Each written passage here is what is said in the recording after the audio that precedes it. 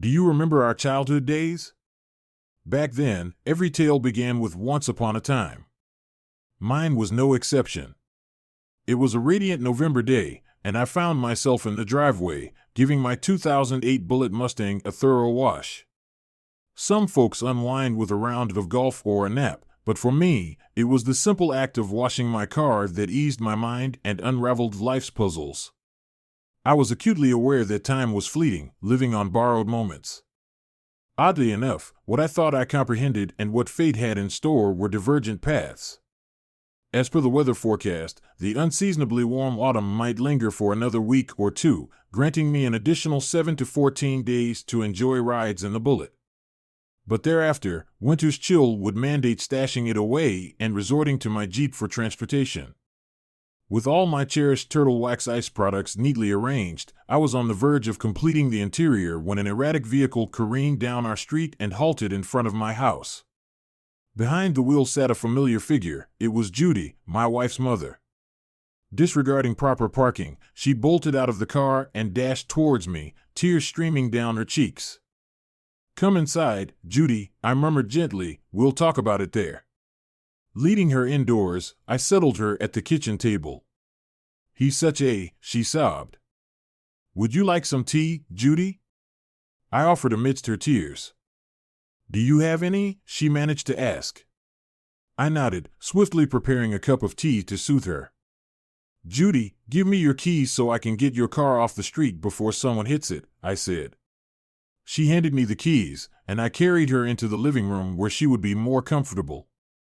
I yelled upstairs and called for my wife, Penny, to come down. I slipped out the back door and moved Judy's Accord into the driveway behind my Mustang, but not too close to it. I didn't want the car to get mad at me.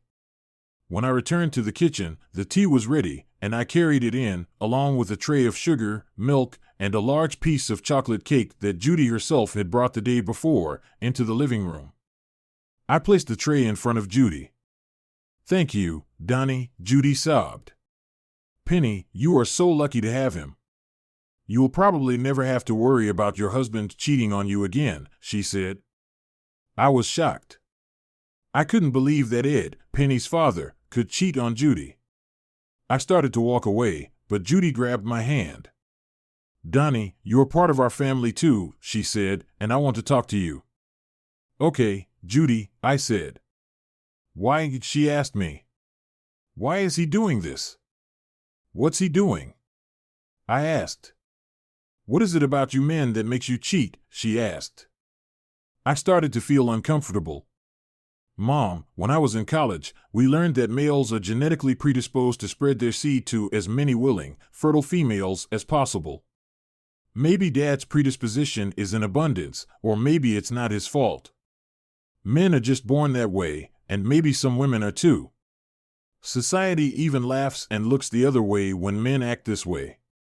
They say he's manly or a ladies' man, and when a woman does it, she's a." Penny said. "I'm not talking about men in general," Judy said. "I'm talking about your father, who swore to be faithful to me and love me, and he keeps on." "Mom, you know Daddy loves you," Penny interrupted. "He loves you more than anything in the world, but he just needs to spread his seed. You can't fight nature, all you can do is try to work with her. When he married me, he vowed to put my needs and our marriage above nature," Judy said. The sound of the doorbell put an end to the conversation, at least for the time being. "I'll do it myself," I said, glad for the opportunity to take my mind off the painful and emotionally intense situation. Not that I didn't care, I liked both of Penny's parents, but all I wanted to do was wash the car. Opening the door, I came face to face with Penny's father, Ed. He looked like a dog that had been kicked. Ed was stocky, with a balding back of his head and seemingly the only eyebrow that managed to hover over his forehead. Why a guy who looked like him would even be around Judy, let alone marry her, was a topic best left in the hands of fiction authors because it made no sense, but for the same guy to cheat on her is even less so. "Hi, Dawn," he said softly. I saw Judy's car in the driveway. "Is she here?" "They're in the living room," I said. I pointed the way, and he slowly walked in. I stepped through the door he had just come through and shook my head. I took the hose and started to hose the car down to remove any adhering dirt and debris from the coating before I soaked it up and washed it. I was just getting down to business and telling the car how nice it would feel when it was cleaned and rubbed to a shine again, when a giggle was heard from behind me. Just as I turned my head to see who it was, two thin arms wrapped around my waist. A lock of brown hair fell over my shoulder. "Donnie, do you love me?" she asked. "Of course I do, Penny." "You already know that," I said. "I'm having a family crisis here, honey," she said. "I need some help. I need you to grill some steaks and help me talk my mom down. They might actually go for a divorce this time." "Has he done this before?" I asked. "Several times," Penny said. "They love each other so much, but they keep doing it. I can tell Dad is really serious about stopping this time. He even suggested they get help. The rest of the time, he said he didn't need a psychiatrist playing with his head. But now he's finally realized that he probably can't quit on his own, and my mom knows he loves her." "Maybe she should do something more than that," I said. "What do you mean?" Penny asked. "Look, honey, they're both adults. They're older than we are. They know they have to take responsibility for their own actions and the results of the choices they've made. So maybe if your mom refused to put up with this a long time ago, she wouldn't be going through this now. And maybe if she had, your dad would have realized that if he kept doing it, it would end up costing him in the end." "I don't understand you, honey," she said. "Okay, I'll put it simply," I said. "If I was your mom, the first time I caught him cheating, I would have divorced him. I heard you tried to tell her about his character and all that, but to me, that's just total. It was like you were justifying his actions, and he needs to realize that every time he goes out and does that, there's a chance he's going to lose his wife and his family." Penny looked at me like she was shocked. Then she tightened her lips, and they quivered. I realized she was moving into a fight, flight, or tears reaction. I watched her say nothing, and then her tears started to flow. I wrapped my arms around her and told her to calm down. "I would do anything you wanted, Donnie," she said. "This is easy for you. Your parents aren't the ones talking about breaking up. Your parents were perfect. That's why you never went through this. I don't want my parents to split up, and I don't want them to live the rest of their lives alone when we have kids. I want them to have two grandparents who love them, and I want us all to be one big happy family. I don't want to worry about not being able to invite one of my parents to a birthday party or barbecue because the other one won't come if they're there," she lamented. "Okay, honey," I said. "I'll help. I'll cook the steaks, and you can send your father to talk to me while you talk to your mother. Maybe when the food is ready, you two can join us on the deck, and we can get them talking." I philosophically disagreed with what I was doing, but I loved Penny like flowers love rain. I could also understand her need to try to keep her parents together. Most of us don't want to see our family fall apart. We expect our parents to be paragons of virtue. After all, they are the ones from whom we drew our examples of right and wrong. Even when they fail, we tend to look past it just to stay out of the way. So I spent an unpleasant afternoon chatting with my father-in-law. We went from talking about my Mustang, during which Penny's father lied to me, to talking about other sports. Penny's dad told me that he had a friend who had a Bullitt Mustang from the 80s. He told me about how much faster it was than the ones they make now and how he had borrowed it a couple of times. I just nodded my head and smiled, but I thought he was a lying sack of. Because they didn't make a Bullitt in the 80s or 90s. And as for speed, the 2012 V6 Mustang has more horsepower than the V8S of the 80s and 90s and has a higher top speed. Plus, they handle better and have better fuel economy. Anyway, after that, we talked about sports and how to cook the best steak on the grill. He was giving me all this fatherly advice and trying to make himself look like an expert on how to be a man, while I had to wash my car.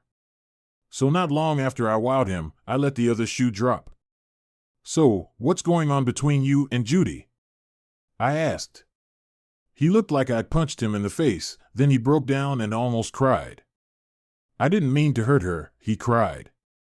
She wasn't supposed to find out. Originally, I thought, are there any cheaters in the world whose spouses had to find out about this? And if he didn't want to hurt her, why the hell did he do the thing that would hurt her the most? I had to work hard not to snap at him. I remained surprisingly calm and collected even though I was seething inside. Judy was so much like her daughter that I imagined him doing something to hurt Penny too, and I wouldn't let anyone hurt my wife. I actually wanted to kick that cheating bastard off my property. In my opinion, Judy needed to divorce his ass. He was a serial cheater, and he would do it again. Judy would be better off without him. I thought about my dad and Uncle Steve. They were both great guys. My mom died a few years ago in a car accident, and my Aunt Millie, Uncle Steve's wife, decided in the last years of her life that she was a lesbian. Dad passed away a year or so after Mom, so he was no longer with us, but any of those guys would have given anything to have a woman like Judy in his life, and they'd be better for her than that sack of. But I smiled at him, thinking about it. An hour or so later, Judy and Penny joined us on the deck. We ate, and the meal was enjoyable. Ed had perfected the puppy game. He carried more nonsense than a herd of cattle. I think part of my problem is that in the last few years of my life, I've become estranged from the church, he said. I need a dose of a good book to get me back on track. I looked across the table at him, expecting to see him struck by lightning. When that didn't happen, I yelled out, "Excuse me." Then I ran into the house and down into the basement. I closed all the doors behind me and buried my face in one of the couch cushions. Then I laughed at the top of my lungs. There was no way that bastard would have the guts to even walk into a church. He was just trying to say what he thought would, once again, save him. When I finished laughing, tears were still running down my cheeks, and my face was red. I went back and sat down at the table. Penny was looking at me strangely. The expression on Ed's face was clear as snow. It was as if he was waiting to be counted among the saints. Judy looked at me, and I felt like a jerk. The look on her face spoke for itself. She was really in a lot of heartache. She was on the verge of cutting that out of her life forever, and she was counting on me and her daughter to help her make the right decision. "So, Donnie, do you think counseling might be a way out?" she asked. I looked at Ed, who gave me a barely perceptible nod, and I looked at Penny, who was standing next to him, trying to save her parents' marriage. She, too, nodded almost imperceptibly. Then I looked into Judy's eyes, only there wasn't a trace of deception in her eyes, and I had done it. I did it for purely selfish reasons. "Counseling is supposed to help you sort out problems in your marriage," I said. "If you get a good therapist, they will sometimes help you see things in yourself and in the relationship that would otherwise go unnoticed. They can help you see patterns of behavior that aren't visible to the average person." It wasn't actually a lie. I heard it on a program about therapy on the Science Channel, so it was probably at least partly true in some situations. Judy looked me in the eye and believed me. She nodded her head and said, "Okay, we'll give it a try." She reached across the table, took Ed's hand, and smiled at him. Penny looked at me. I felt like a battered turd. I'm a carnivore sometimes. I only eat meat and don't eat any vegetables to shove more steak or roast down my throat, but that day I almost threw up from the steak. I felt like crap for what I had just done. "I don't mean to interrupt you two lovebirds," I said, "but I need to show Ed one more thing about my car." While the ladies cleared the table and put the dishes in the dishwasher, I took Ed out to my garage. "Hey, your car isn't in the garage," he said, smiling. "It's in the driveway." I grabbed him by the throat and slammed him into the garage wall with such force that the clock on the wall inside the garage fell and shattered on the floor. "Bastard, that's the first and last time I'll lie to save your rotten, cheating ass," I grinned. "If you cheat on her one more time, you'll have more than just a divorce to worry about. Do you understand?" He quickly shook his head. I slammed him against the wall again, just for emphasis. Then we went back into the house. "They didn't make them like this in the old days, did they, Ed?" I asked when we got back to the kitchen. I was smiling this time. Ed tried to fake it, but he had a headache and was in shock. No one had ever talked to him like that before. Penny came out of the pantry and noticed something I hadn't. "Daddy, you have a lump on the back of your head," she said. "Where did you get it from? Are you okay?"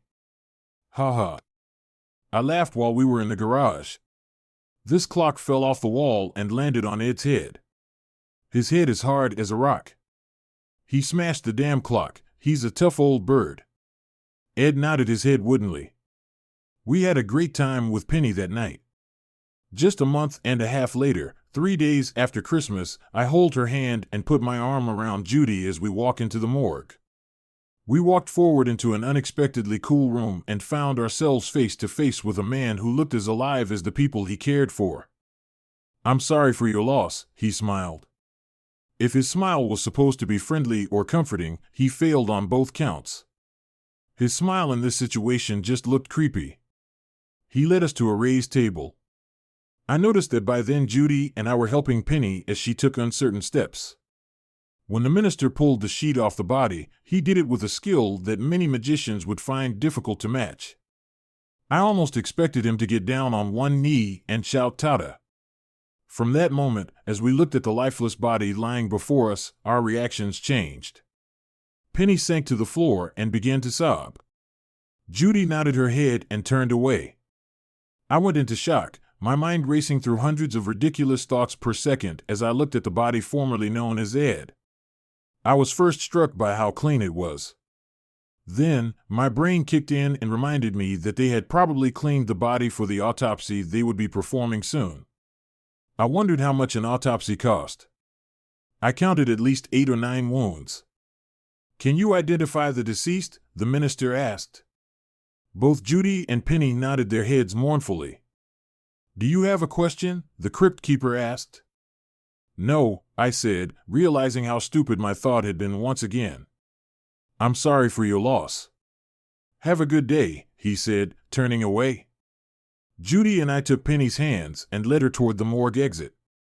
The detective who had led us there was in the waiting room. He put his hat on his head and walked over to us. "So, the deceased was your husband?" he asked Judy. She nodded her head and squeezed my hand tightly. "When he didn't come home from work last night, I got worried. Ed does a lot of things, but he always calls to let me know what's going on," she said. "He sat us down around his table and asked if we wanted coffee or something to drink. I looked at the rancid coffee maker and said, 'No, thank you.'" "What happened to him?" Penny asked. "I can't reveal specific details of the ongoing investigation," he began, "but hell, it'll still be in the papers by the time you get home. Your husband, your father, young lady, was found at the Sly Easy Motel on Sycamore Avenue. A hysterical woman was also on the scene. It took us most of the night for her to calm down enough to talk about it and say anything coherent. Apparently, she and your father slept together in this motel and were discovered by her husband. He kicked in the door and found the two of them together. He kept the last bullet for himself." "You'd better go back to the morgue and say goodbye," Judy said softly. "Ma'am, I'll ask the coroner not to hurt his face," the detective said. "That won't be necessary," Judy said. "Oh, that's not a problem," the detective said. "We do it all the time, and there's nothing to investigate in this case. We have videotape that shows the guy kicking in the door. Your husband was already gone, and there's no way the woman could have moved around the room without leaving footprints," Detective Judy said icily. "I meant it's not necessary." "I don't care where he's buried." Judy stood up, and I rose with her. Penny looked at her mother. "She's upset," Penny told the detective, who only nodded his head. As soon as we drove away from the detective's office, Judy's resolve weakened, and she began to cry, resting her head on my shoulder. I drove them both home and tried to make them comfortable. Throughout that day, people who had learned of Ed's death stopped by to offer their condolences. My neighbor Tanya came in with a tray of delicacies. "How are you holding up?" she asked. I shrugged. "It's okay, honey, we're friends," she said. "I know you spend a lot of time with the old man. I used to see him a lot when he came to visit. He used to talk to you while you were pleasuring the queen of the neighborhood." Tanya, of course, was talking about my Mustang. She always told me that if her husband Rick spent as much time on her as I did on my car, she would be a happy girl. Actually, Tanya, I started, then I lowered my voice so no one else could hear us. I couldn't stand that old bastard. He was a serial cheater. It was just in his nature to cheat. You can't go against nature. She laughed, and Judy is so sweet, I continued. I don't know how she put up with him for so long. After she gets over his death, she'll be better off without him. You're high, she laughed. Women aren't like that, especially her generation. He was her first lover, her first husband, her first everything. Why do you think she kept forgiving him? She loved him, stupid. She couldn't imagine herself with anyone else. They're like magnets, they're so drawn to each other. Without him, she'd be lost. Tanya was wrong about several things. As the weeks passed, Judy's anger at Ed continued unabated. At first, she even refused to attend his funeral. I convinced her to go, for Penny's sake. Eventually, Penny got angry at her mother and at me. I told her I didn't want to speak at her father's funeral. She probably thought I was just nervous about public speaking, but truth be told, I couldn't think of a single good thing to say about the guy. One of his best friends ended up doing the whole thing. His words were memorable. We're all here to say goodbye to Ed Bauer. Well, he was Ed. You should have known him. Even his best friend, who had known him for 45 of his 50 years of life, couldn't think of a single good word to say about him. After the funeral, Judy fought for her life. She became more and more a part of us. Some things she just couldn't deal with. If we were watching a TV show and a guy cheated on his wife, Judy would go ballistic. Penny and I spent a lot of time talking about what we could do for her. Penny seems to have gotten over his father's death pretty easily. We just moved on. After all, it wasn't like we saw him every day. It was about 3 months after his death, and we got together with friends and relatives. We thought we were being clever. We invited just about every eligible man in Judy's age group we could think of. At 43, Judy wasn't old and looked like she could have been Penny's sister, not her mother. It wasn't the guys that were the problem, they were all around her. The problem was Judy. She was sweet, kind, but she was a one-woman show. She didn't know how to flirt or work the gym. Hell, when she turned 18 and her parents gave her permission to start dating, Ed, who was 25 and had already been married twice, swept her off her feet, got her cherry, got her pregnant, and married her. Ed was the only guy she'd ever dated. Judy just didn't know the rules of the game, or the game itself, for that matter. That first time, we didn't expect anything. We figured we would have to make these little get-togethers a regular occurrence before we would be successful. The problem started after the party. As we were tidying up, I noticed Penny's cell phone on the counter. As I approached the counter, it beeped. The chirping meant she had a message. I figured it was a message from her mom, thanking us for inviting her to the party. I turned on my phone and went into shock as I read the message. I scrolled back through her messages and even located the location. Penny was texting some guy and was dating him. I went into shock for a long time. I just stood there, staring at her phone. I felt like my world was ending. I had no idea that any of this was happening or even possible. Penny and I spent a lot of time together. When did she have time to have fun with anyone else? In fact, that's why I helped with the cleanup. Our minds are a very tricky place. Because as I stood there holding the little piece of plastic, glass, and electronics I had bought for her, I felt sick. I also felt really stupid because she had given me all the clues. When her father was caught, Penny always took his side. Most women wouldn't be so quick to defend a cheater, even if it was their own father. Penny, on the other hand, vigorously defended him. I didn't even consider that maybe she had her reasons when she defended him. She always adamantly swore that her father loved her mother. It was just his nature to deceive. Perhaps it was a case of like father, like daughter. After all, you can't go against nature. I guess I was expected to react the way Judy did and just accept it. Judy was very fond of him. She had her own nature too. She was loving and forgiving, maybe that's why she forgave him over and over again until the very end. Maybe that was what her anger at him was all about. Maybe she was angry not that he had been caught cheating again, but that his death had robbed her of the opportunity to forgive him again. Someone's not doing their share of cleaning, Penny smiled, but that's okay. I've done enough for both of us. Why don't we move to the boudoir, honey? I really need to adjust the brakes, I said. I watched her reaction as I said this. Her face showed signs of sadness, frustration, and anger. How long will it take? She asked. If I do them all, it will take me almost all night. I said, can we do it another time? Can we do it tomorrow night? She looked at me strangely, and then different thoughts visited me. Maybe I have something else planned for tomorrow, she smiled. After all, it's not like we're doing something almost every night. Maybe tomorrow would be my turn. The thought of what she just said pissed me off. So, she thought there was a possibility that I had jumped her after she was with another guy. I wondered how long this had been going on. All I knew was that it was over at this point. Honey, I would love it if you wouldn't do the brakes and just come to bed with me, she said. Honey, I'd love it if you'd let me do the brakes because I just spent all day grilling and entertaining people at a party for your mom, for you, I replied. If you really loved me, you'd do the brakes later, she said. If you really loved me, you'd let me do the brakes, I added. What's wrong with you, Donnie? She asked. Usually, you get me from the moment we wake up until the last second we open our eyes, and today you don't want that. Do you know how many women here have told me how lucky I am to have you? Even Tanya told me what she'd do to you if I wasn't here. So, I want very badly to do some of that right now. They will still be possible tomorrow, I said, and with those words, I left her standing still. Okay, she called out to me through the door, and knowing Penny as well as I did, I realized what this was all about.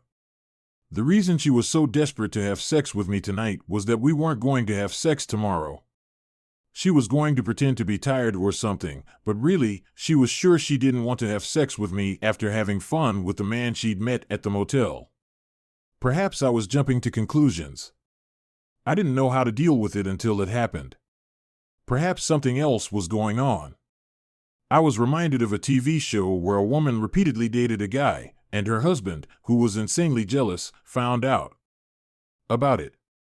The husband was a cement truck driver, and he was so concerned about what his wife was doing that he drove home in the middle of work to check on her. He saw a new Mustang convertible in the driveway and saw a guy coming into his house. He backed up the cement truck and dumped the entire load of cement into the convertible, wrecking the car. Turns out his wife wasn't cheating on him. She took out a loan on the Mustang as a gift, and he wrecked it. She ended up divorcing him. The next morning, I went to work as usual. I didn't do anything out of the ordinary. I woke up, and Penny made me breakfast. I'm sorry, I said. I love you, Pen.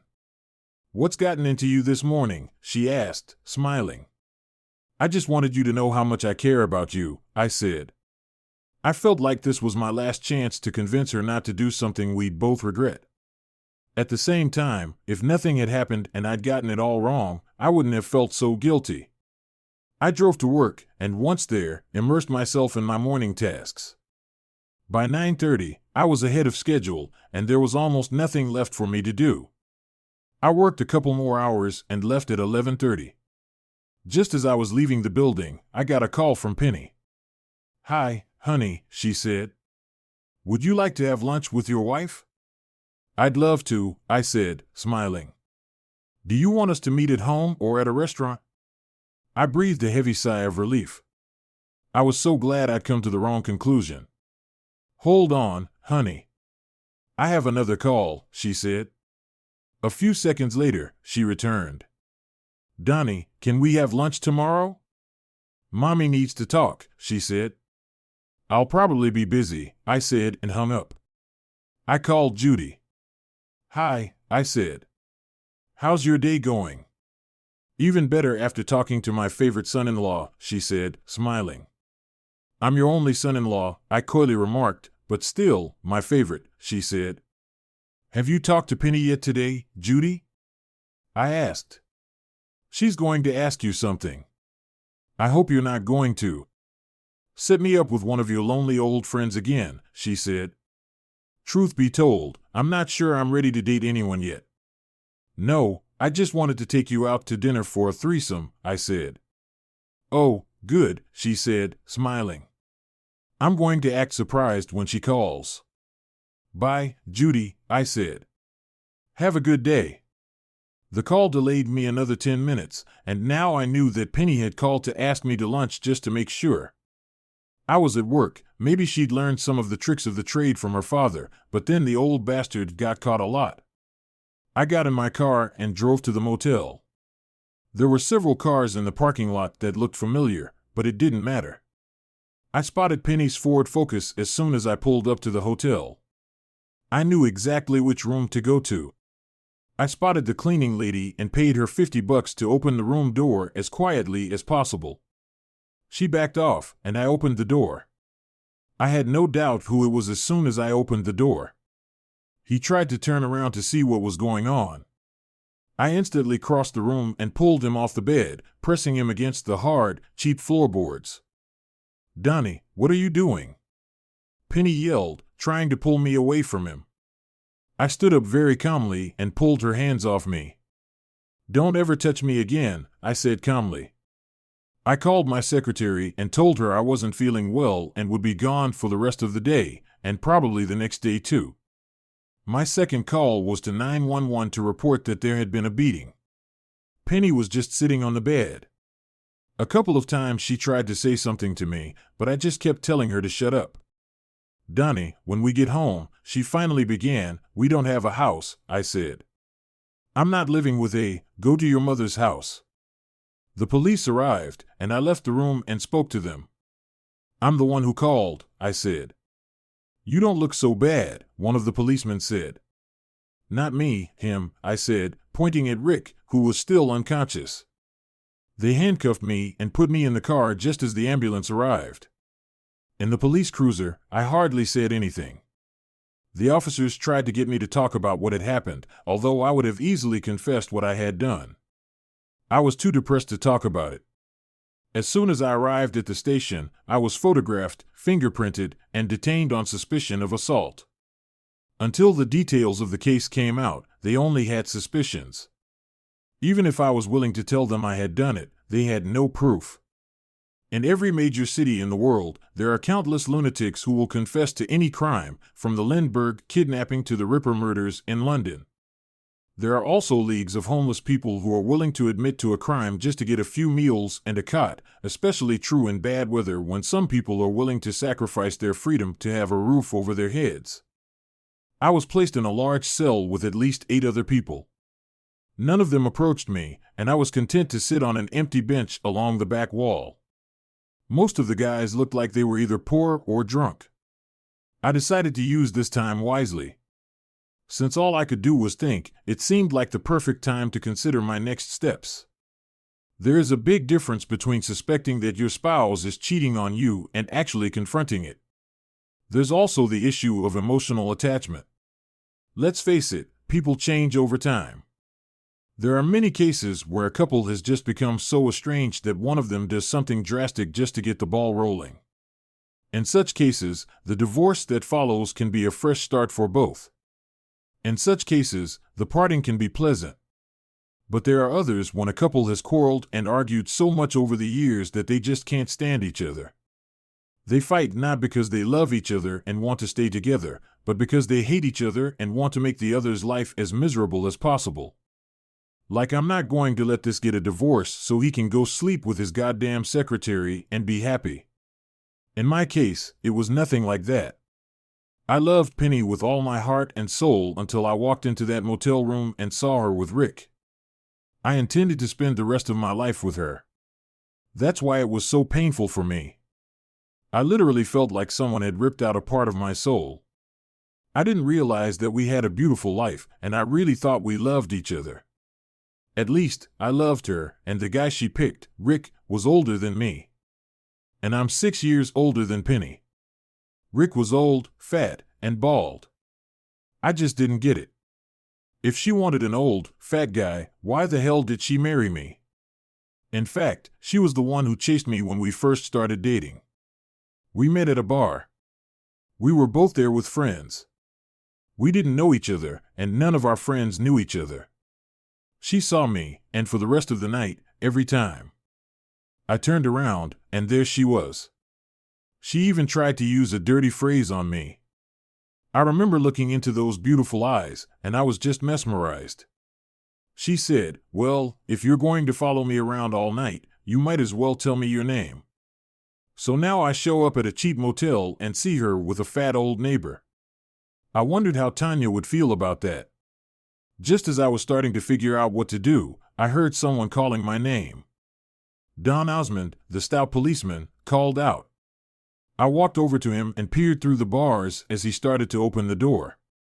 Behind him and on either side of him stood two other policemen with their hands on the handles.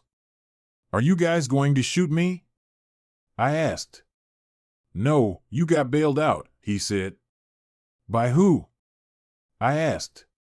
He just looked at me like I wasn't there. "Does it matter?" he asked. "What have I been charged with?" I asked. "And who bailed me out? How long have I been here?" "Look, buddy, you've got too many damned questions," he said. "Do you want to get out or not, officer?" I said. "I know you deal with a lot of people in a lot of different situations, and that puts your perspective on everyone. You've heard it all too many times to repeat, but this is a new experience for me. This is the first time I've been in jail for any reason. So if you could take a minute and answer a couple of questions for me, it won't take up much of your time, but it will make a big difference in my life." The other two policemen turned to look at him. "All right, shoot," he said. "It's 2 o'clock in the afternoon, and you've been here almost 2 hours." I spoke in low tones so that only he and the other policemen, who kept their eyes on the rest of my cellmates, could hear me. "I caught my wife and roommate together in a motel room this afternoon. I admit I handled it badly. I just don't want to see either of them ever again in my life. So if it's Penny trying to bail me out with my own money because she doesn't have a job, I'd rather stay here. I don't want anything more to do with her." "Sorry, kid," he said. "That's her. She was crying the whole time. But you don't have to worry. Some fat guy and his lawyer are here to talk to the prosecutor.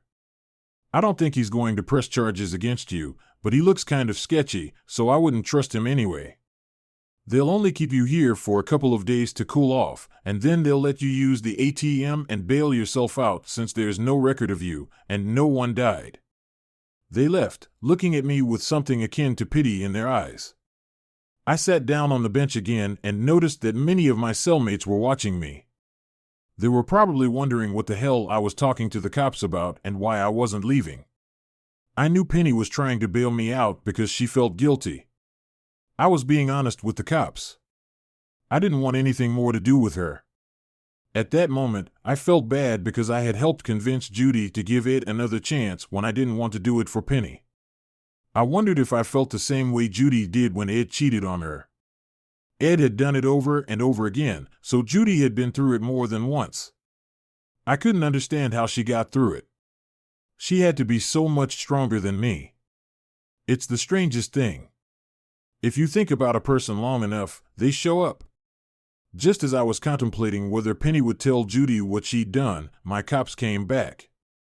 "Hey, Osmond, there's another hottie here to see you. It's not the first one. It must be her sister. This one says her name is Judy. She's in the interrogation room. Would you like to see her?" "Yes," I said. He made me put both my hands through the bars, and then cuffed me again. Then he opened the door while the others held their weapons at the ready and led me out, closing the door behind him. We walked down the hallway and into a partitioned room. There was a huge panel of bulletproof glass with small holes in some places through which people could talk. I sat down and looked through the glass at Judy for a minute. Neither of us said anything. "Hey, Donnie," she said. "What's going on?" "So, Penny didn't tell you?" I asked.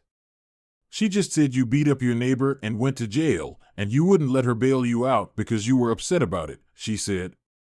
But I know you, Donnie, and I have a bad feeling about this. Judy, she cheated on me. I said, her face lowered, not with "Isn't he disgusting?" she asked in shock, but why?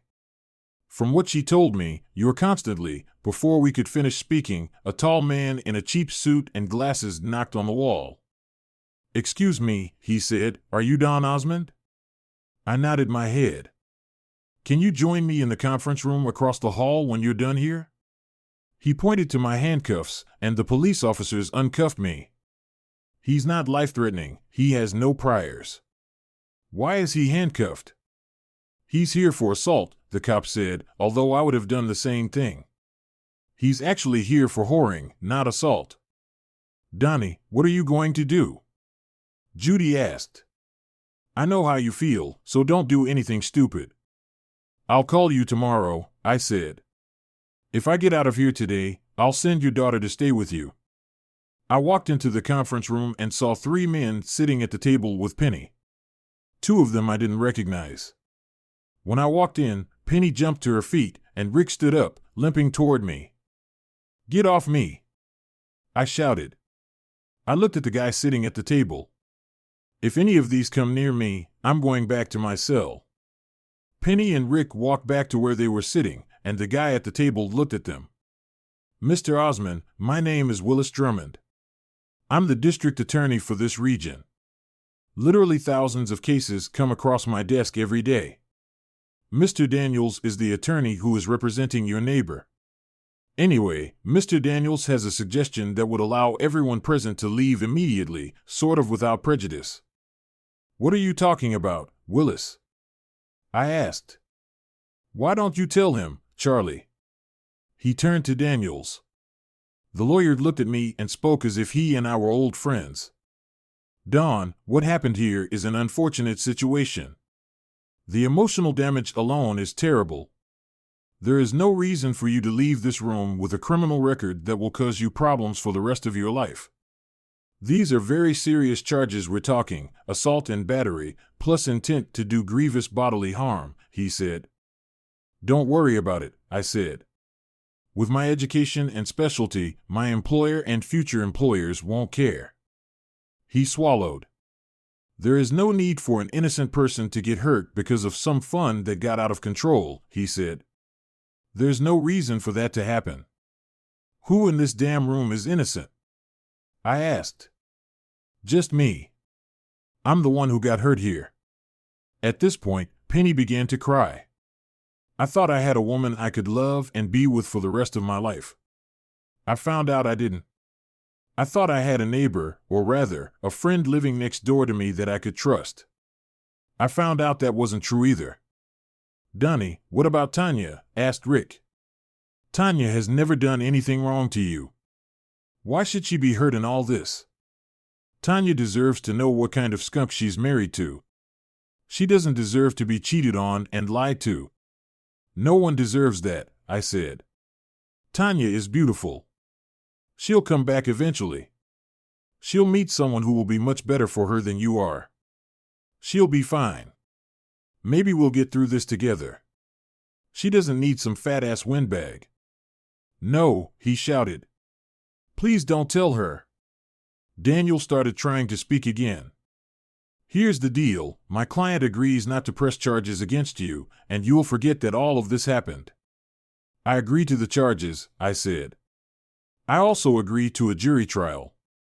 When 12 of our peers find out why I beat the crap out of your client, they'll make him and you tie each other up and tar and feather each other. I will also name him in my divorce case and sue him for everything I can. I will testify to what I saw in Tanya's divorce case as well. That's my plan. All 4 of them huddled together and were talking in low tones. Rick and Penny seemed to be arguing. Finally, they looked at me again. What do you want? They asked. Nothing, I said. I won't say anything to Tanya. You have my word on that.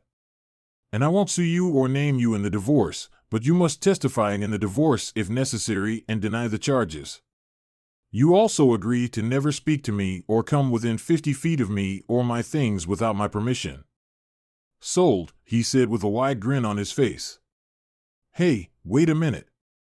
I know I'm about 50 feet from the HR right now, but it won't start until I step away from the building, right, Rick? I don't care what you do to her. She's not mine anymore. Once my divorce is settled, I'll never see her again. She's all yours. Can I go now, Donnie? Penny shouted.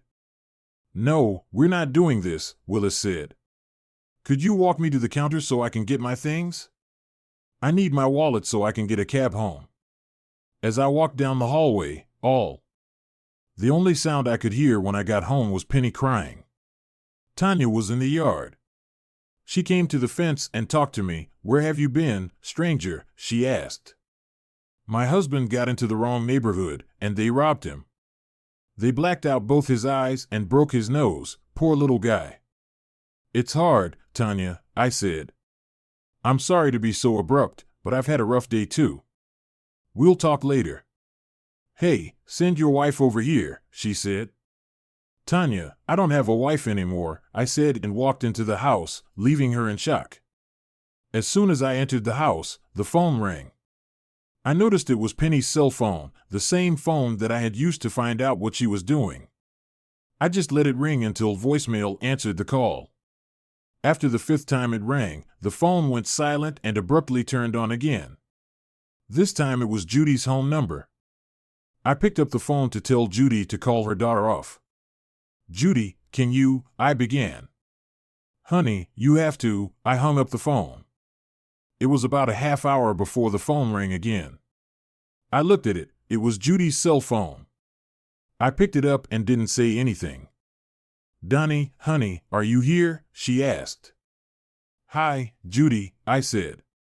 I had to give Penny hot tea with a couple of sleeping pills. She laughed. She's out of her mind. She's crying and screaming and blaming everyone for ruining her life. I don't doubt it, I said sadly, but there aren't that many people to blame. Oh, she blames it on your neighbor, Rick. She says he also sold her on that deal you agreed to. She also blames you for the way you've been acting. How am I doing? I asked. Donnie, you're not acting like you, she said softly, and that's exactly what she expected. Does it ever get any better? I asked. No, she said even softer than I did. It gets worse over time. You start to doubt yourself. You wonder what's not in you that makes him want to be with another woman. You wonder what you're doing wrong, and you start comparing yourself to every new man you meet. You wonder if you will start sleeping with her now. And it gets worse as time goes on because no matter how much time passes, you're never the same. You never regain that lost trust. You spend your whole life testing him every time he's late or not where he's supposed to be. You imagine he's cheating on you.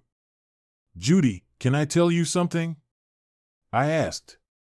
Of course, we're family, she said. I lied to you, I said, when we were trying to get you to get Ed back and go to counseling. I thought at the time that you were supposed to drop his cheating, But you told me what Penny wanted you to say because you love her so much, she finished. I know, Judy. You're a terrible liar. Your mouth says one thing, and your eyes say something else entirely. Ed was stupid, I said. No one he could cheat with was worth a quarter of you. Apparently, it runs in their family, she said. I can't believe she let that disgusting fat guy even get near her, let alone. Judy, I'm sorry, but I'm not you, I said. As much as it hurts me right now, I'm not going to do it. I'm not going to keep taking her back when she'll just wait a little while and then try to pull it off again. What was it she said about her father? I asked. You can't argue with nature. Maybe she got it from him, but it's just something about her, she said. I hope that's not true, she said. What about all those wild animals that are trained to perform in the circus and those that people keep as pets? I think in some cases, you can fight nature. But, Judy, these are very rare cases, and they require a lot of work and a reward system. With circus animals, you have to start training them when they are very young. I believe her, Judy. I think she's right. You and I are just stupid, I said. You can't fight nature, cheaters will cheat. So what does it mean? She asked softly.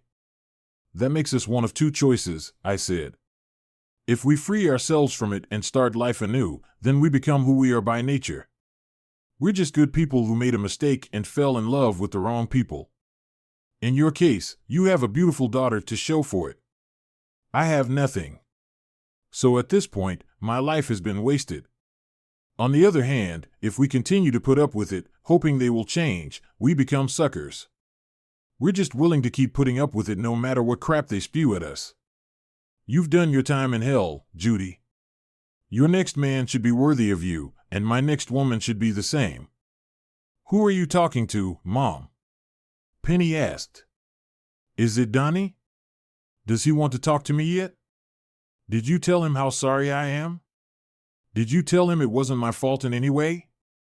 Bye, Judy. I said, I see you have your hands full over the next few days. I talked to Judy a lot. Tanya and several women from the neighboring house came to my house, brought me food, and talked to me to cheer me up. I hired a lawyer and prepared an agreement. I prepared what I thought was a very fair agreement. I was making good money. I wanted to split our assets down the middle, like a judge would do. I knew it wasn't really fair to me, but I didn't want Penny to be left destitute. I simply had no intention of trying to save our relationship. I didn't want things to get ugly, but if need be, I was willing to drag Rick to court or get him to sign a deposition if things went to the worst-case scenario. I'd be in if I had to. I'd just take most of the money out of my account and leave her whatever she could get from the sale of our share of the house. My lawyer talked to Rick and got him to tell me everything about what happened between him and Penny. It had been going on for over 6 months. He was also sure he wasn't the first. I asked Judy if I could come over and talk to her and Penny. I drove up, and Judy opened the door for me. I hugged her and kissed her on the cheek. Penny walked over to me. Honey, you have no idea how much I've missed you, she said. Penny, I came here to make things as easy as possible for you, I said. I didn't want some stranger ambushing me to hand you the divorce papers, so I brought them myself. No, Donnie, she shouted. I'm going to stop this. It will never happen again. You have to give me another chance. It was a mistake. I just couldn't help it. I'm going to see a counselor. Penny, that won't help, I said. It's not like it's the first time. My lawyer questioned Rick. We know all about it. You and Rick have been dating for over 6 months, and I don't think Rick was the first. How the hell could you even look me in the eye? It was just sex, she said. You and I are so much more than that. You and I are so much smaller than that, I said. We used to be so much bigger. Now all that's left is a gold ring, and that ring means nothing when the vows we made are broken. Donnie, please, she began. No, Penny, I replied. I'm not going to live like that. You're just being unfair, she whined. You're tearing my heart out. You have to forgive me. You love me, damn it. Penny, shut up, Judy said. Mom, don't get involved, Penny said. He's just being unreasonable. It doesn't work that way. He just doesn't want to forgive me. It doesn't have to be that way. I can't eat, I can't sleep. I love him so much. I feel like my heart is going to burst. Boo-hoo-hoo. Judy shouted, You're just like your father, Penny. Judy said, You act like the whole world revolves around you and what you want. I've forgiven your father over and over again, and maybe you've started to think that's the way it should be. Donnie is not me. You're a grown woman, so act like it. You had the perfect marriage, and you blew it. Now get over it. Donnie's having a hard time too. He's been so depressed the last few days. I can't believe you would do this to someone who loves you so much. Then I remembered that your father did that to me. I'm glad he's free. I only wish I had, but Mom, I'm depressed too, Penny said. I've admitted I was wrong, and I'm sorry. I'm hurting too, you know. Penny, it's your own fault as much as you are my daughter, and I love you. Perhaps you deserve it. Sooner or later, you're going to have to answer for your actions. I agree, Penny said, but I don't think what I did was bad enough to get divorced over. Shouldn't that be up to the person you're hurting? Judy asked. Marriage is what two people want, Penny.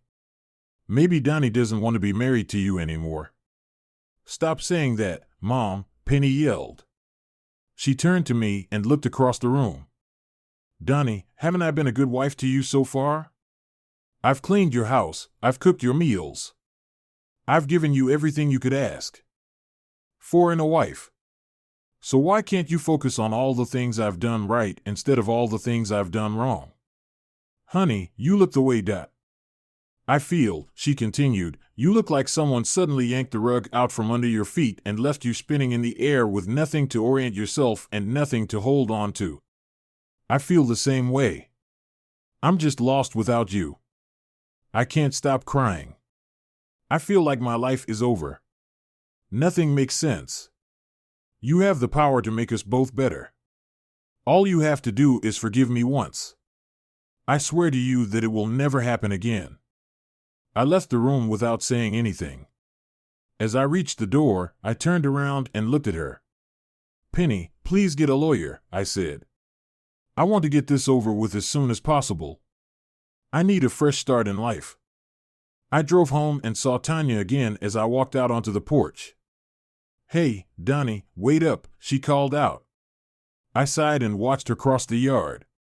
Tanya was dressed in old denim shorts and a t-shirt that had seen better days. When she worked in the yard, the t-shirt had the name of some obscure band printed on it, and it was almost soaked with sweat. Tanya had obviously forgotten her bra or just decided she didn't need one while she was working in the yard. I need to tell you a couple things, she said. Tanya wasn't as slender as Penny or Judy, but she was on a whole other level. I guess while I'd been happily married, I'd just downplayed my attraction to her, but now that I'd broken up with Penny, the floodgates had opened. Why are you looking at me like that? She asked. I'm sorry, I said. I shouldn't have, Donnie. I just wanted you to know that Rick and I are there for you, she said. If you need anything or just want to talk, actually, I think it would be good for him too. He's still reeling from being mugged. I think a lot of his confidence is gone, you know, that macho male ego you guys have?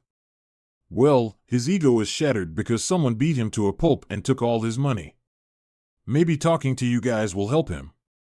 You know how it works when you have to help someone through problems, you feel strong. I think it might be good for Rick.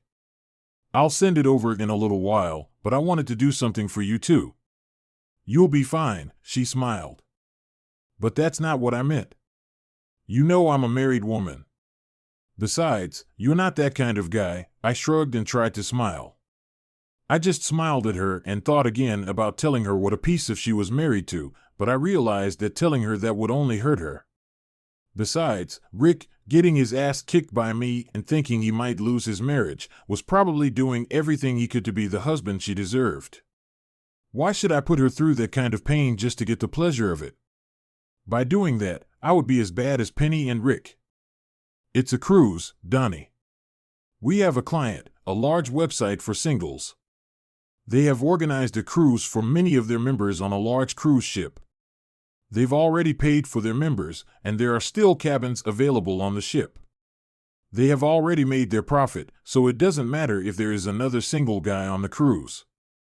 10 days of fun, sun, and laughter will help heal a broken heart. Who knows? You might even meet someone. I'll think about it, Tanya, I said, but I really don't think I should try to date anyone until my divorce is finalized. You know what I mean? You're a good guy to the end. Whatever Penny did, I hope she realizes what a fool she is. Let me know about the cruise, okay? I did everything I could to make things right with Penny. My lawyer worked on the divorce, and I went about my life. I asked my boss to transfer me to another neighborhood and told him about why I needed to leave the area. It took him a few days, but he went out of his way to accommodate me. Our Phoenix plant had been interviewing engineers for over a month. The new location seemed just what I needed for a fresh start. The warm weather and the opportunity to drive my car year-round also appealed to me. I was going to have to leave everything and everyone I knew behind, but that was what a fresh start was all about. I talked to Judy about my idea to leave the neighborhood, and she was very upset when I told her my reasons. She agreed with me and said she felt the same way. She was still processing Ed's death. Her feelings were much the same as mine as she tried to process her daughter's betrayal.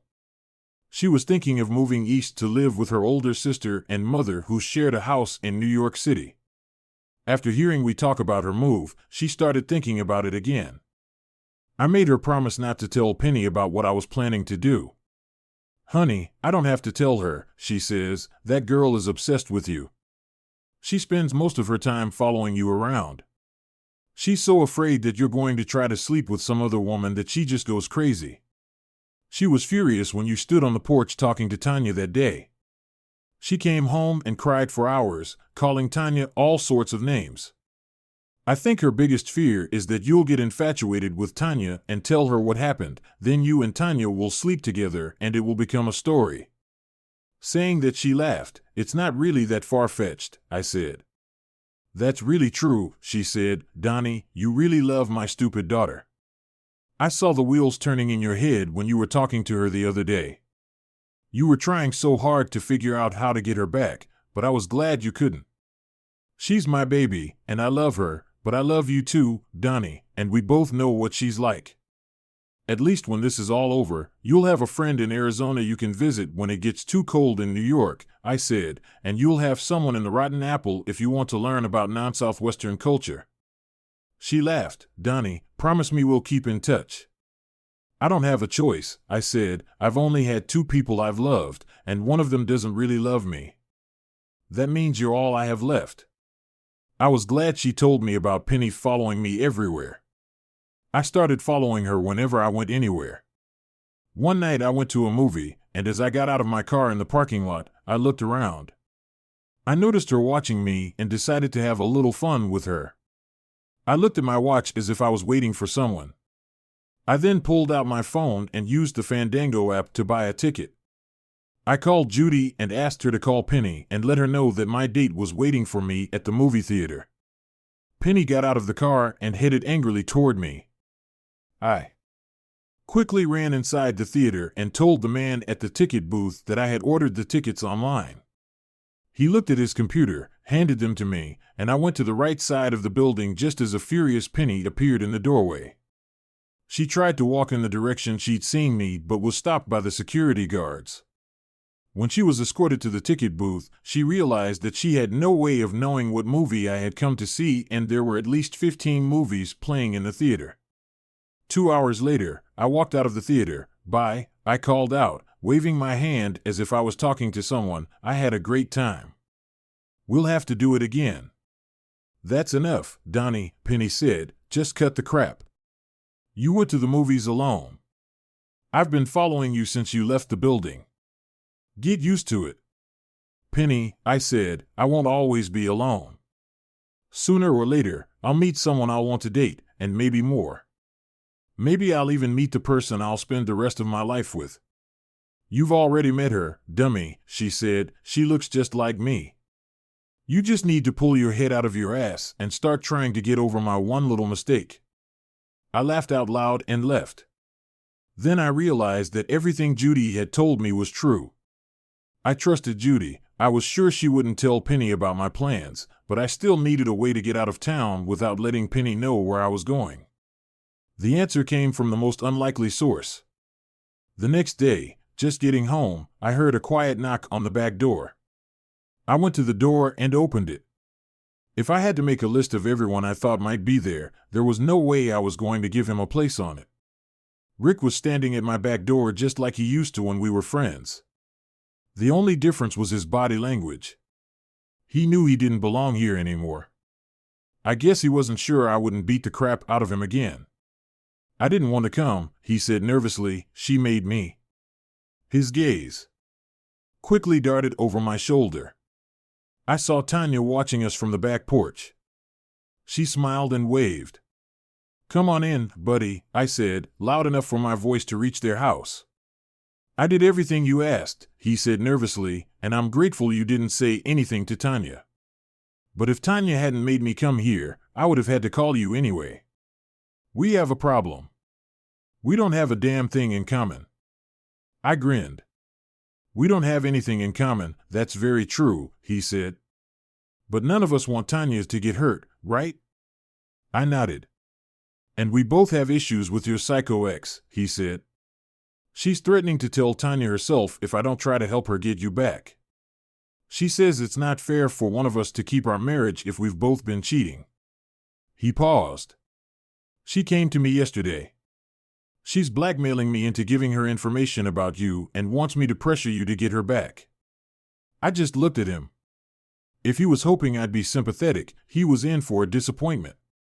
Suddenly, I realized I could use him to solve my problem. Rick, do it, I said. He looked at me strangely. Does she know about the cruise Tanya organized for me? I asked. I don't think so, he said. That's your information, I said. Give her all the information about the cruise. That should keep her happy for a while. It will be especially good if you tell her that you tried to get me to forgive her. Let her think that if we're on the ship together and there's nowhere else to go, there's a chance we'll talk. All right, he said. I'll do anything to save my marriage. I just stared at him. You may go, I said. The next day, I got a call from Tanya. Donnie, Penny somehow found out about the cruise. Should I book her on the wrong cruise or something? Or do you want me to book her in the same room as yours, or close to it? She asked. I can book you two together, although this is a singles cruise. Tanya, don't you get a commission on the cruises you book? I asked. Well, she said, but I don't need to try to get rich at the expense of my friends. Tanya, make that pay in full, I said. You'll be doing me a huge favor, and you're going to help me more than you can imagine. Are you two back together? She asked. No chance, I said. But why? She asked. What are you two mad about? She cheated on me, Tanya, I said sadly. I walked in and caught them. There was no chance of a mistake or misunderstanding. I saw them with my own eyes. There's no chance of us being together again. I just need to get away from her. Over the next few days, I started preparing for the move. I looked at houses online, contacted moving companies, and called the new office in Phoenix. Everything was ready for the move. I was still on the phone with Judy. One of us called the other at least twice a day. The saddest day before I left was the day Judy left for New York. I stopped by her house to say goodbye, and naturally, Penny was there. She had been so busy preparing for the cruise that she hadn't followed me the last few days.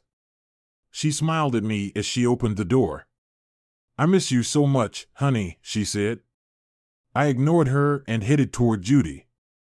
Judy hugged me as tight and long as she'd ever hugged me in her life. I wish you'd hug your wife like that, not my mom, Penny said. In a way, it's good that Mom is going to go live with Grandma and Aunt Nina. I think you're confused about who you care about. Judy and I laughed and stepped away from each other. Penny was taking Judy to the airport. I said goodbye and promised to call Judy every day. I wish you'd call me so we could talk, Penny said. You do realize you're wasting your time, right? This divorce is going to drag on for decades. By the time we get to court, you'll have forgotten why you wanted to divorce me. I also know that you withdrew a large amount of money from our account. I didn't say anything about it because I did it too. Isn't that a strange coincidence? Once again, I just stepped away from her. She was so happy. She seemed like she was about to explode at the thought of the two of us going on a cruise. She acted like we were going on a second honeymoon, not the two of us going on a cruise on the same ship but not together. In fact, the possibility that I might sleep with other women while she was there never crossed her mind. 3 days later, I was ready to set off on my trip. Tanya had prepared everything I needed to make sure that I would have everything I needed on the cruise.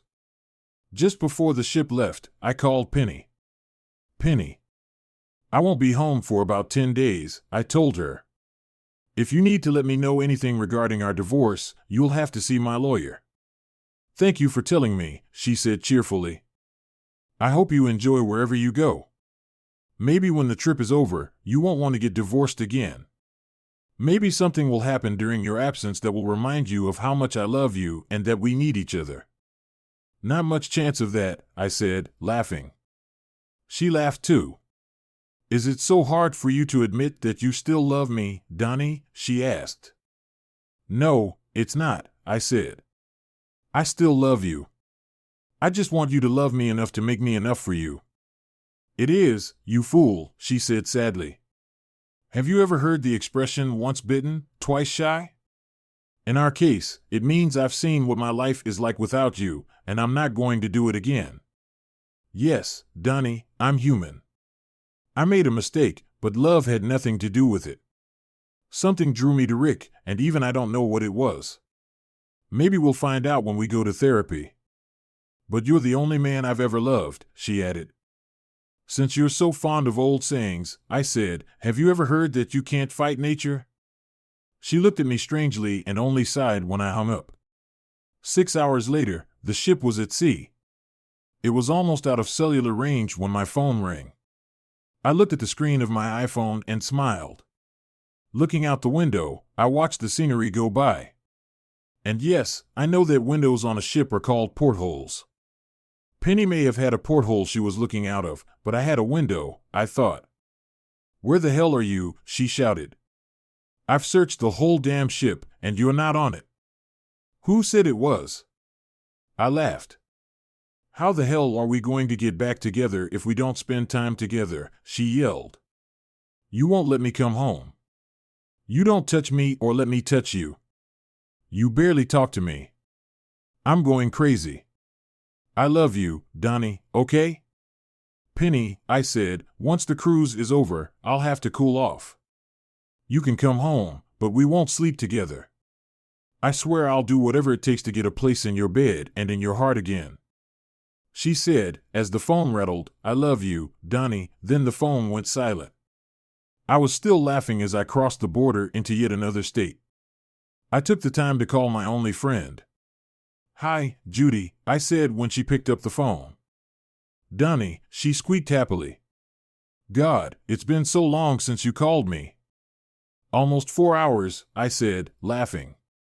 I'm beginning to think I've made a mistake.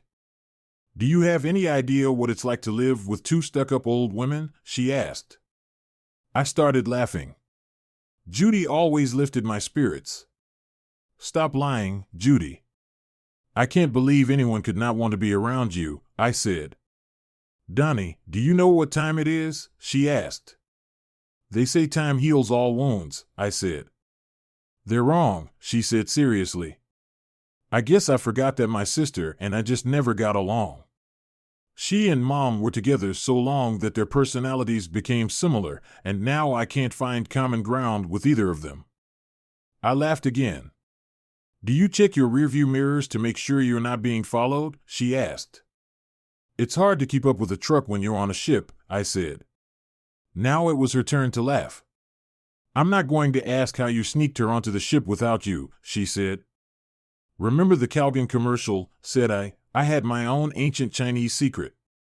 I love that commercial, she said. I guess I should go make Mommy's tapioca. Drive safe, honey. I arrived in Phoenix late in the afternoon the next day. The first thing I did was get my Mustang off the trailer and into the garage.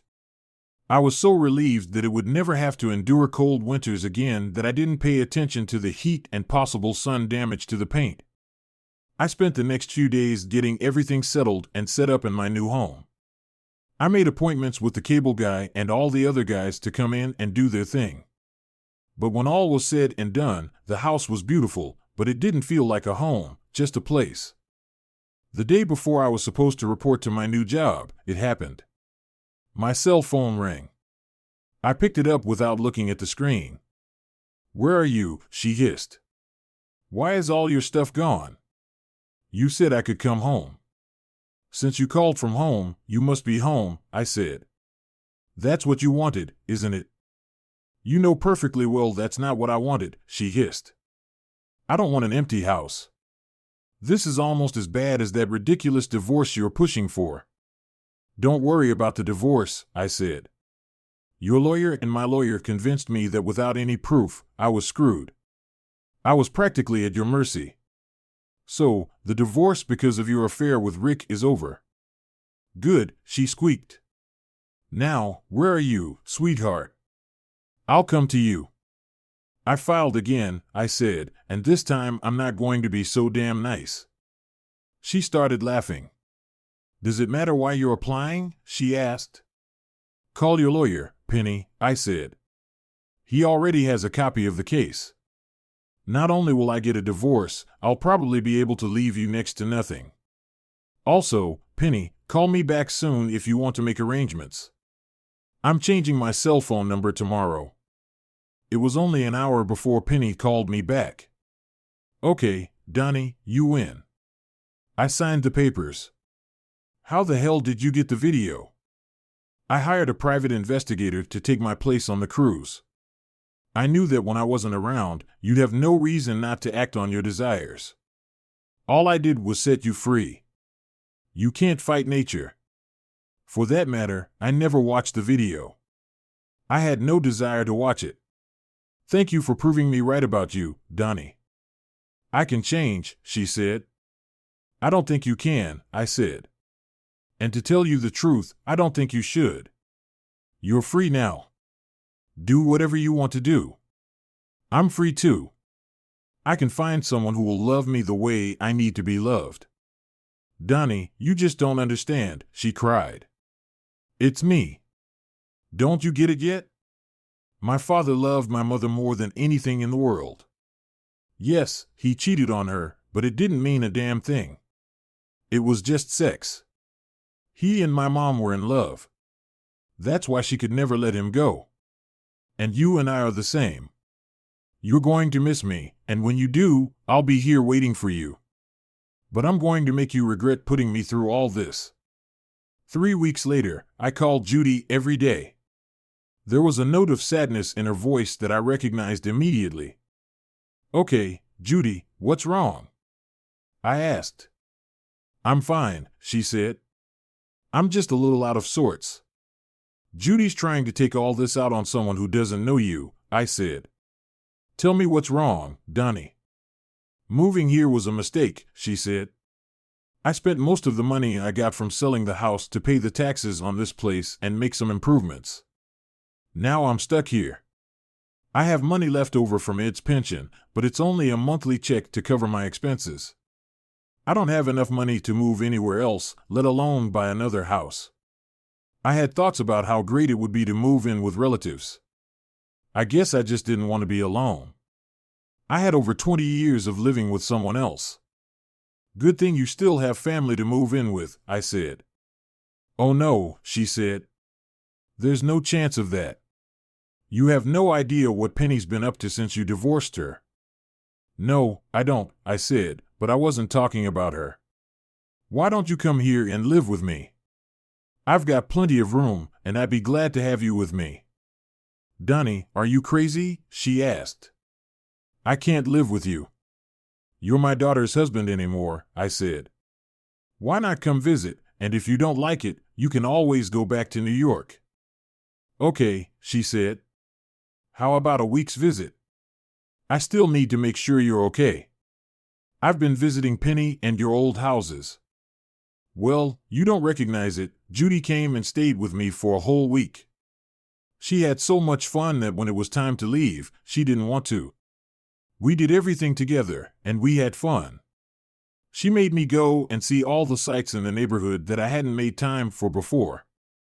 We also went shopping, and she talked me into buying a lot of things for the house. In just a week, my house started to feel like home to me. I dreaded the thought of her leaving. She didn't say a word to me, and I decided that I would drive her to the airport the next day. That morning, she made me breakfast and asked me why I was so depressed. Our week is over, I said. I'm going to miss you very much. Can you come back and visit me again soon? No, she said. And Donnie, I don't think you want to. Judy, you're my best friend. Of course, I want to, I said.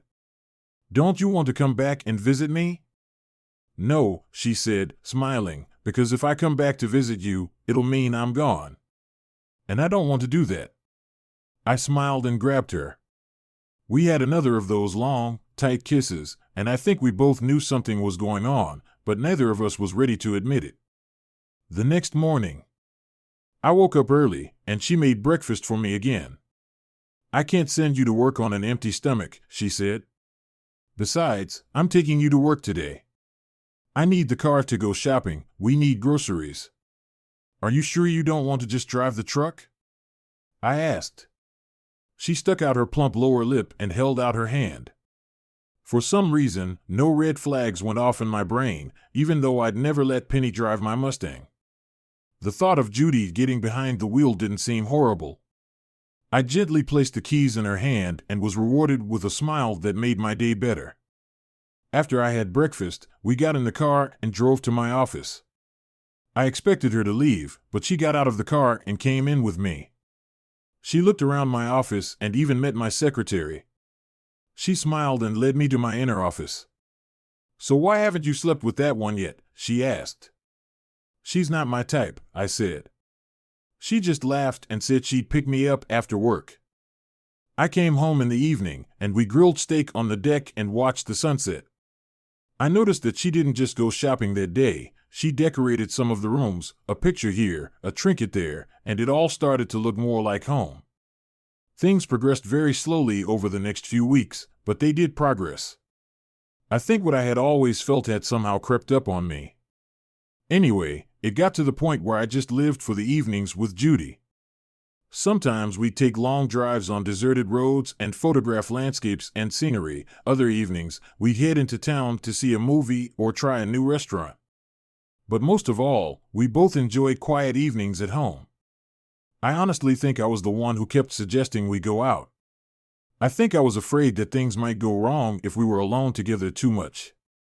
I think we had been living together for about 5 months when it happened. It was Judy's birthday, and I wanted to take her out on the town. I bought her a present, a diamond necklace, and I made reservations at one of the swankiest restaurants in town. We had a great dinner and a strolling violin serenade, ending with a rousing jazz version of Happy Birthday. I pushed the box across the table, and her eyes lit up when she saw the necklace. Her mouth dropped open, and she asked me to put it on her.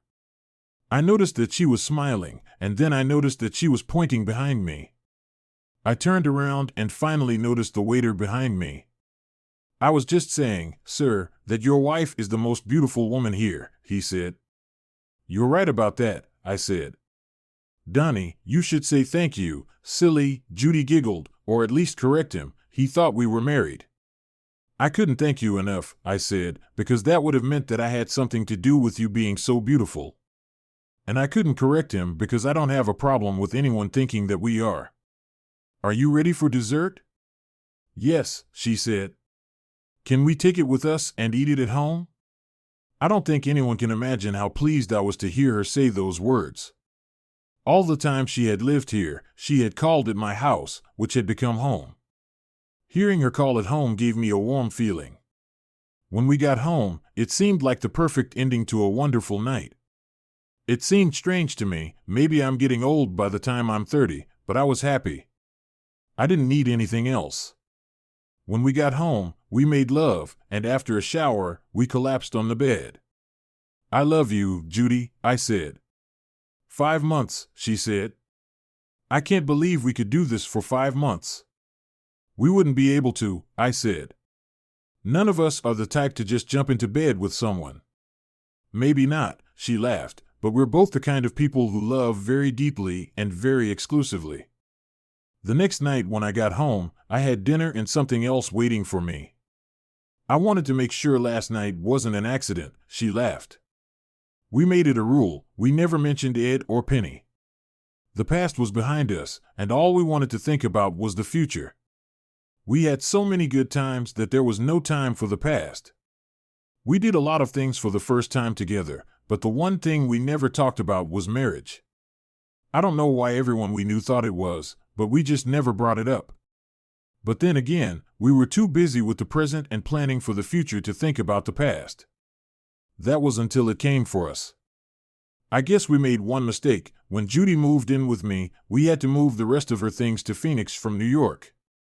Penny went looking for her mom, grandmother, and aunt, neither of whom knew anything about our situation. Happily, they gave her the address. After that, the comedy of bad timing began. One Saturday, I went out to buy a few things so Judy and I could barbecue and bask in the sun in the big hammock on our deck. While I was gone, Penny showed up on our porch. Judy had no choice but to invite her into the house, hoping I would be gone long enough to get rid of her. Penny realized almost immediately that her mom didn't live alone and that her housemate was most likely a man. Judy confirmed this and told Penny that she would meet her for breakfast the next morning. Penny drove off but saw my car and recognized it. She didn't know the road and got lost for a while. I got home, and Judy decided not to give me the bad news until we relaxed a bit. We were grilling steaks over low heat and were about to relax when we noticed someone had climbed up and was watching us over the top of our 6-foot fence. Her eyes got as big as saucers, and she started screaming like a banshee.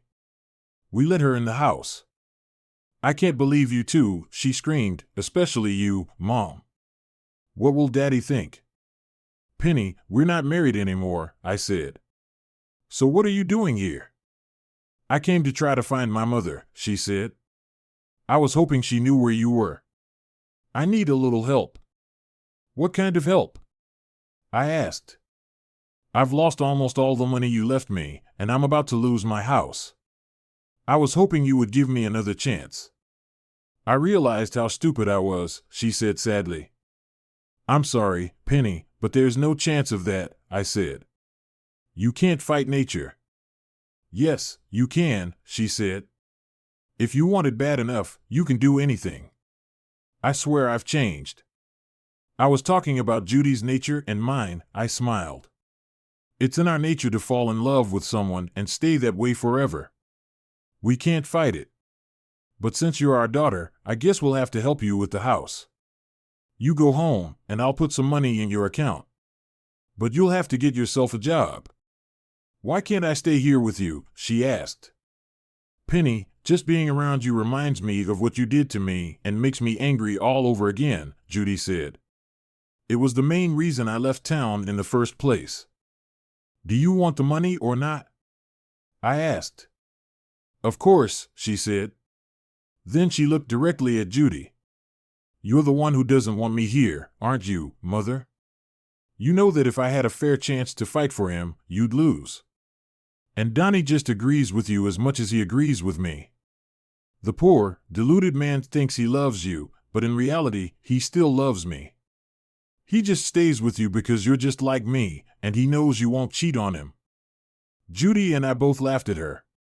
We had already discussed Penny in our past enough that her ramblings didn't matter to us. I preferred Judy's kindness and malleability to Penny's kindness and malleability any day, and she liked the fact that the only woman I paid attention to was her. Penny left the next morning.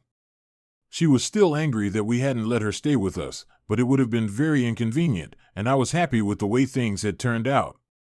And so was Judy. I think, to some extent, what happened to Penny was our fault, but really, we just wanted to be alone. Later, we found out that Penny had slept with some men in the neighborhood where we lived, including some of our friends. There was a lot of gossip about it. Early one morning, Tanya saw a couple of men leaving the house and confronted them. That's how Tanya found out everything. When she told them that they should be ashamed of embarrassing their wives with the neighbors, they advised her to stop being so nosy and that perhaps she should keep an eye on her own husband instead of everyone else. They told her that was the reason I divorced Penny and left. Tanya confronted Rick, who broke down and admitted his guilt. 2 days later, as Penny opened the door of the house and lowered the suitcases to the floor, she had a funny feeling. It was the last feeling she had ever experienced. She thought maybe she should call one of the guys to make her feel better. Just reaching for the phone, she noticed Tanya sitting in the dark. "Tanya," she said, her eyes brimming with tears, "I always thought we were friends." "We're friends?" Penny echoed, aghast. You had everything, Penny. A beautiful home, a good life, and a husband who adored you. Why wasn't that sufficient? Tanya questioned. I never imagined he'd discover it, Penny admitted. I love him deeply, but I couldn't resist. It's like a part of me, inherited from my father. I suppose you can't defy your nature, Tanya replied, her words a final indictment as she aimed the gun at Penny. After making the call to 911, she waited for the authorities. The verdict deemed it a crime of passion, and Tanya received a sentence of 8 to 15 years. Rick pledged unwavering support, promising weekly visits. During Penny's absence, Judy and I tied the knot. We became each other's pillars of support. Media coverage swirled around our unconventional family. While occurrences like ours are more frequent nowadays, the birth of a woman in her 40s still garners attention. Our twins arrived, and we deliberately avoided naming them after Penny and Ed. Our pact was to leave the past behind. Visits to Penny's grave became a somber routine where we poured out our hearts. Her demise was tragic, a result of her own nature.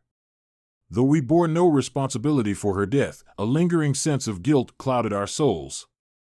Both Ed and later Penny succumbed to their inherent flaws. It's a melancholic irony that Penny failed to heed her father's example, sealing her own fate. Indeed, you can't defy nature. The conventional fairy tale ending often speaks of a happily ever after, and surprisingly, we found ours. The end. Thank you for watching. I hope you found it engaging. Don't forget to subscribe for more content on my channel.